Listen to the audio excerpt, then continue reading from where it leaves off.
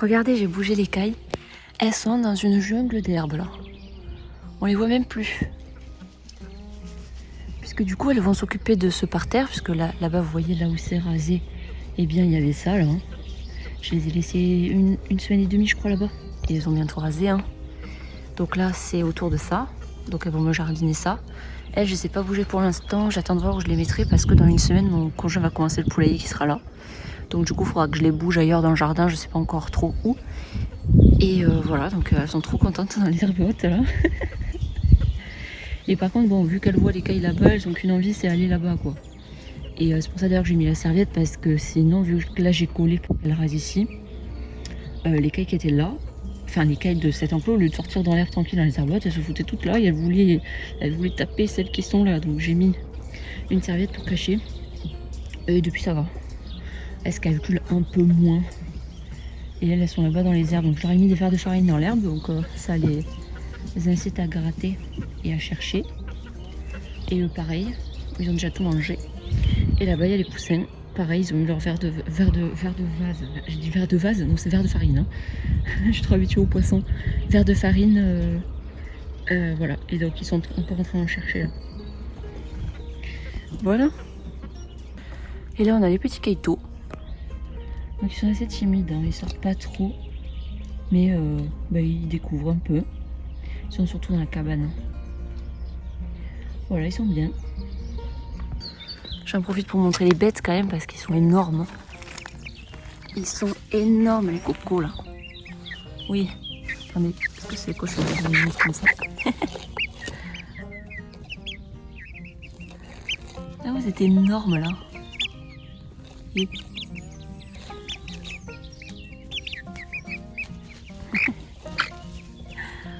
ah je vous jure. Bon, ça leur fait peur le téléphone. Et puis pareil, c'est mes petits jardiniers pour cette zone-là. Ils ont quand même bien attaqué là. Ils ont bien rasé. Et après, je les placerai là-bas. Là. Voilà.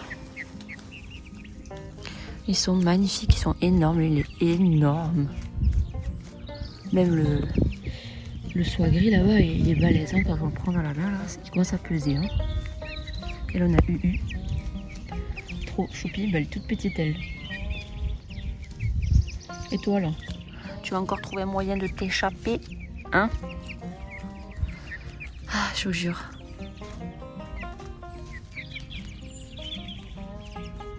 Oui, comme ils mangent l'herbe là. C'est des tondeuses,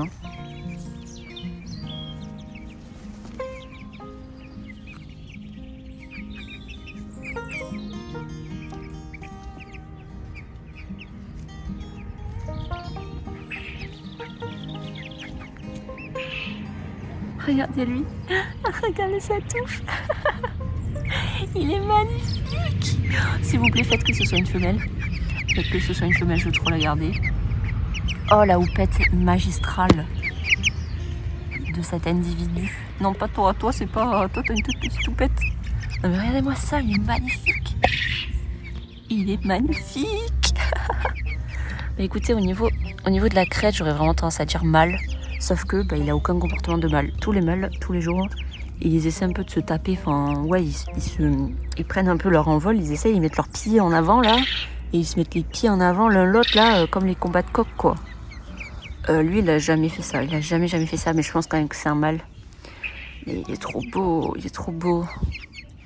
Du coup, si c'est un mâle, j'hésite à le garder entre lui et le petit gris là-bas. Parce que c'est deux que j'aime beaucoup.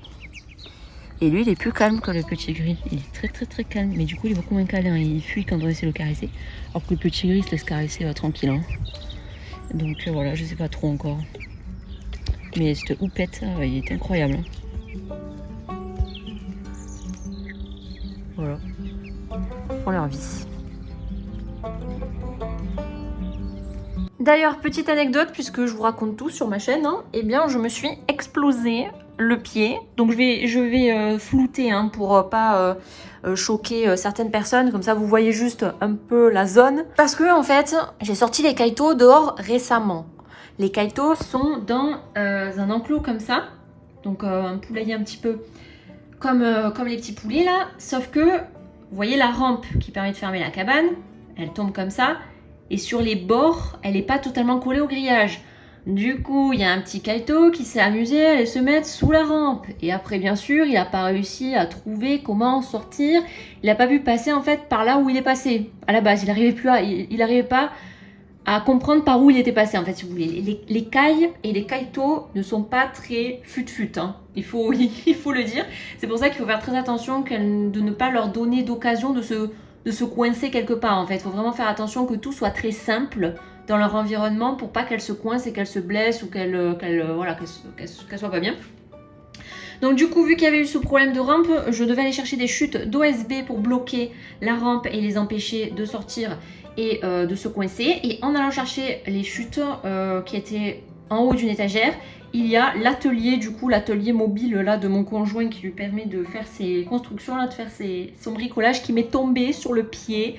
Et en tombant, il m'a arraché un peu la peau, quoi. Voilà. Et pourquoi je vous raconte ça? Juste parce que j'avais envie de le raconter déjà de 1. Et de 2, parce que du coup, il faut que je fasse très attention quand je vais voir les petits putes, que cette blessure ne soit pas visible. Parce que sinon, je peux vous dire qu'ils vont m'arracher le pied, hein. Il faut faire très très attention à ça, à tout ce qui est blessure. Et puis aussi, j'en profite pour parler du risque un petit peu de bactéries ou de maladies ou quoi. Il faut faire attention quand même que les volailles peuvent être porteuses de pathogènes. Oh putain, l'abuse. Attendez.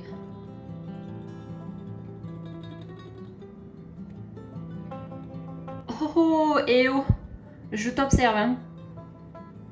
C'est bon, c'est bon. Elle repart dans les champs. Bon, là, vous l'avez vu de près, hein. Les professionnels des oiseaux de proie, là, des rapaces, si vous pouvez me dire qu'est-ce que c'est. Regardez, ils sont tous partis là. Ils sont intelligents, les piou-piutes, parce que s'ils vont dans l'enclos noir est lourd, donc la bûche, c'est impossible qu'elle les chope. Donc c'est bien, bravo. Par contre, les deux blancs là, ils sont restés allongés, rien à faire. Ouais, hein. Oh là là, ça c'est stressant, ça, les buses, hein. Bon, du coup, bah, ça m'a totalement interrompu, je sais plus ce que je disais. Oui, mais du coup, faut faire attention quand vous avez des blessures et tout. Évitez d'aller vous coller au poussin, de vous rouler par terre là où il y a des fientes et tout, parce que faut quand même faire attention à ça. Les pathogènes de type salmonelle ou E. coli, dont les volailles peuvent être porteuses saines, elles, ça leur fait rien, mais nous, ça nous rend malades. Il faut faire très attention, donc j'en profite pour faire la petite prévention. Lavez-vous bien les mains après avoir interagi avec les volailles, après avoir touché des objets qu'elles utilisent, après avoir nettoyé la litière, tous ces trucs. Lavez-vous bien les mains tout le temps après avoir touché les œufs, tout ça, parce que ça vous évitera un petit séjour à l'hôpital. Bon, en général, si on chope salmonelle ou E. coli, il me semble que si on est un adulte bien portant, ça va nous donner la chiasse, très clairement, mais normalement on s'en sort bien. Par contre, c'est surtout pour les enfants. Si des enfants touchent du coup les trucs de volaille, là, et après ils mettent tout le temps les mains à la bouche, vous savez, ça peut être très dangereux pour eux. Voilà, donc à la base, je parlais de mon pied, là, je parlais de ma blessure, puis il y a une bûche qui a failli attaquer mes pioutes, et j'en profite pour vous parler des maladies. Bon, mais voilà. Ça y est, ils sont retournés se mettre à l'ombre, là. Vous voyez, c'est pratique ce petit arbre, là, parce qu'il fait de l'ombre. Et du coup, il a l'ombre qui fait une rotation, hein, suivant la journée. Là, il est 13h. Et le matin, il est plutôt aux alentours de l'abreuvoir. Et ensuite, ça se déplace vers là. Et de toute façon, après, le soir, quand l'ombre sort de l'enclos, il fait déjà moins chaud et moins soleil. Donc, c'est pas grave s'ils sont au soleil après. Et vous voyez, ils forment des petits groupes séparés. Là, il y a 3 groupes, 3 tapis de pioutes. Et ils font la sieste. Voilà, ils sont bien là. Oula.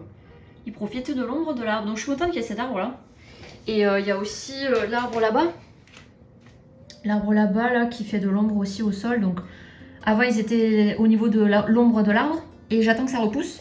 D'ailleurs, ça repousse bien l'herbe, malgré le fait qu'il ne pleuve pas. Moi, je suis à côté de la Bretagne. Normalement, il pleut un jour sur 2. Là, ça fait 2 semaines qu'il ne pleut pas. Et c'est pour ça d'ailleurs que c'était l'enfer avec les vacances scolaires des gamins, des voisins qui hurlaient tout le temps pendant les vacances parce qu'il faisait beau tous les jours. Là, il fait encore beau. Il me reste 3 jours de vacances à tenir, là, des voisins... avant que ça se calme et que je puisse enfin profiter de mon jardin sans que ça hurle de partout. Et voilà, et du coup, j'arrose un petit peu l'herbe le soir, là où ils étaient avant, pour qu'elles reprennent. Et parce qu'à terme, il faudrait que je les remette là-bas, parce que, ouais, ils grattent bien, et vu que j'ai une petite surface de jardin, Même si ce qui est pratique, c'est que j'ai de l'herbe partout dans le jardin. Donc au moins, je peux vraiment utiliser chaque centimètre carré d'herbe. Mais faut faire une bonne gestion rigoureuse, sinon ils vont tout me détruire et j'aurai plus d'herbe du tout dans le jardin. Mais d'habitude, le climat, du coup, très pluvieux de là où je suis, m'aide beaucoup parce que ça permet d'avoir une pelouse qui pousse à fond et qui reprend très bien même dans les trous en fait. Donc voilà. Donc là, j'espère qu'il va repleuvoir bientôt. Et que ça va éviter que la pelouse, vous voyez, devienne toute jaune comme là où il y avait les cailles avant que je les mette à gauche là. D'ailleurs, elles sont toutes dedans. Elles sont toutes dans la cabane. Il va falloir que je leur mette des... Il faut que je leur mette des draps et tout pour faire de l'ombre là. Parce qu'il commence à faire chaud. Si les pioutes ils sont à l'ombre alors que d'habitude ils aiment bien se balader en plein soleil, c'est qu'il fait chaud là aujourd'hui. Regardez, regardez! Il a chopé une sauterelle, je crois. Attendez.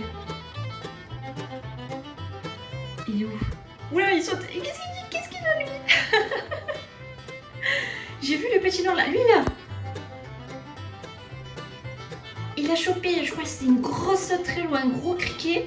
Et il le prend et il le tapait par terre pour essayer de l'achever sûrement. Là il se balade avec. Et quand il l'a lâché, le truc il a essayé de lui monter sur le dos. Donc il l'a rattrapé.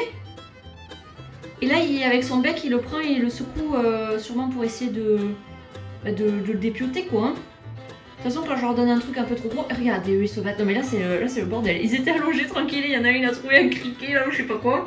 Oui, il court avec là. Regardez ça là. Oula. C'est n'importe quoi. Il va se le faire voler là. Les autres ils ont rien compris, ils comprennent pas ce qui se passe là. Et le gros coq il a compris là, il a compris qu'il avait un truc appétissant là. Il part jusque dans le poulailler, regardez là. Oh non mais ils sont trop drôles. Hein. Bon bah il y en a un qui va pouvoir se manger un bon gros criquet sauterelle là. Bien gros, bien juteux. Là il court. Ah il a pas lâché hein. Je sais pas s'il a... Oui il a dans le bec, ça dépasse un peu. Ah non mais ils sont trop drôles. Et eux ils comprennent pas, ils sont tout tendus. Mais qu'est-ce qui se passe? Il y a UU là. La petite blanche là. Elle se dit mais qu'est-ce qui se passe? Pourquoi ils sont... ils sont encore bloqués là-bas alors qu'il est ressorti là avec son truc. Oula, je viens de voir la buse qui vient de faire un piqué là. La buse elle a fait un piqué là-bas. Mais de toute façon ça fait des semaines hein, que les buses elles savent que les poussins sont là. Elles n'ont jamais tenté d'attaque parce qu'il y a le filet je pense. Et que là si elles essaient de les attaquer elles vont se bloquer dans le filet et bah moi je sors avec le balai et on verra ce qui se passe. Hein. Mais elles n'ont pas tenté à cause de ça je pense. Parce qu'elles chassent autour. Vu qu'il y a pas mal de champs autour, il y a aussi un bout de forêt, je pense qu'elles peuvent trouver peut-être des petits rongeurs. Et du coup, pour l'instant, elles n'ont pas attaqué les poussins. Mais vous voyez, c'est pour ça que moi, pour l'instant, je compte garder les poules. Les jeunes poules, jeunes coqs, là, je vais les garder dans mon système d'enclos mobile avec un filet, du coup. Et avec des sorties occasionnelles dans le jardin surveillées. Parce que sinon, le risque de buse est trop grand, en fait. Si je les laisse faire n'importe quoi dans le jardin, le risque de buse est trop grand. Il y a le risque aussi qu'elles s'envolent chez les voisins. J'ai pas trop envie de gérer ça. Et il y a aussi le fait que si je les laisse tous les jours dans l'entièreté du jardin, elles vont me gratter l'herbe, elles vont tout arracher.